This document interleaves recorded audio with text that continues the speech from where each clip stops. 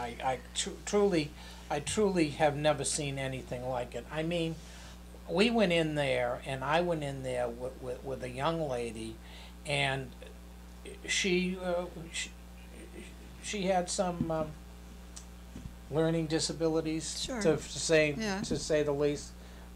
She's certified with some problems, and I did advocacy for her, and she had been through the court, and they initially had taken the child away from her, okay, putting all the weight on her, saying it was her fault.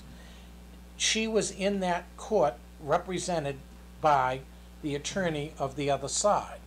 The judge allowed, which was horrendous, allowed a situation where the child had no guardian ad litem, she had no representation, the other side had plenty of money, and had There's had the a key. local attorney. Okay, the local attorney, the father of the other side's situation, and the judge were all personal friends. Well, And that's it was yeah. it was a horrendous situation. So when we started going through it, it took a little time, but it took a threat of going on the Oprah Winfrey. It does. It's hard. show And what you to said get is things- it's unfortunately it does, no matter what, not the best interest of the child or the safety. Too often, and here, it's not just here, other parts of the country, but here in Norwich, who's got the money? My ex's family has the money, or my ex doesn't, but his father does. And somehow we seem to keep getting changed to a certain judge that is a friend of the family, and another judge that we might have been assigned to on a certain day suddenly is not there, and we get switched back. And I'm not oblivious to what's going on anymore. I just expect it every time I go up there Well, nowadays. it's you wonder why they don't understand they have to recuse themselves and get off the case when they're that close, and they don't, and it's too bad. Well, you know, this is a situation where we're going to continue to go through this. You know, Yeah. we've. I hope so. We just got the 3-minute mark, and we have so much to talk about. we've got a lot to talk about, and we're going to continue on the road. But we did want to clear one thing up very, Yes, very clearly, barely. that you did not have any situation of abuse or charge of anything like Against that me at against all. you at all. No. And you just, for some reason,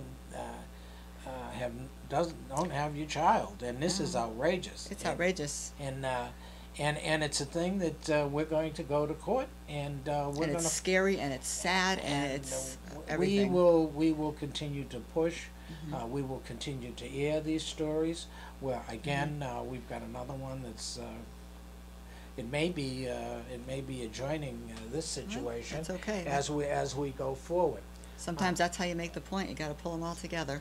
Right, and I want to thank you. We're going to go through a break for right now, and please stay with us. And again, we'll be talking to you very shortly. Wow, that told a story, and this tells a story. Look at this child. Can you believe this? As I showed you at the beginning, okay? This is a child. They have custody of this child. I believe they're living with their father. They have, but this shows you what these individuals will do with their child. This was within a year. This is not like old or anything else like this. These people have taken this baby. Look at this baby. This baby is sitting on an oil can, leaning against a dirty, filthy bus. Okay, and they had the baby out there, panhandling, using the baby. I mean, you got to be kidding me. I guess, you know, now people like this, I got real problems with them. I don't see, okay. And this guy in the purple hat, okay, you see him? Now that's his baby, and that's his new wife, who's nursing the baby publicly while they're taking pictures in this camp that looks like a drug camp. I don't know what kind of camp it is. But imagine, okay, what they've got a sign out there saying, homeless baby, homeless needs a truck. Not them. I mean, they're using the baby. Now imagine this guy in the purple hat, okay, comes here to Connecticut, hasn't seen his oldest child in a couple of years, hasn't paid any money, okay, now wants to interfere with his ex-wife's situation. She's got custody of the baby, and the social services is going to make a judgment. On what? I sent them these pictures. I was going to court Thursday, but it's going to be changed because I'm an advocate for the other side, okay? And somebody sent me those pictures over the email. I mean, it says it all. I don't really think it's funny, and I took them. When I got the pictures, I was so shocked, I turned them over to the state police. And I turned the state police, then turned them over to Child Services, and they went to do a protective visit to the house, which is standard procedure. And at the time, they were so nice. State police can be wonderful people. They called me back and said, Father, you know, that the child is okay. The mother is sober. And that's basically what they told me. The mother is sober. So I didn't go into finding out whether the father was drunk or whatever. But obviously the mother was in a situation and was caring for the child. But even the state police, then they took it and they told me they were. So social service has the pictures. I'm taking the pictures, of course, to me when we go for the hearing. But this guy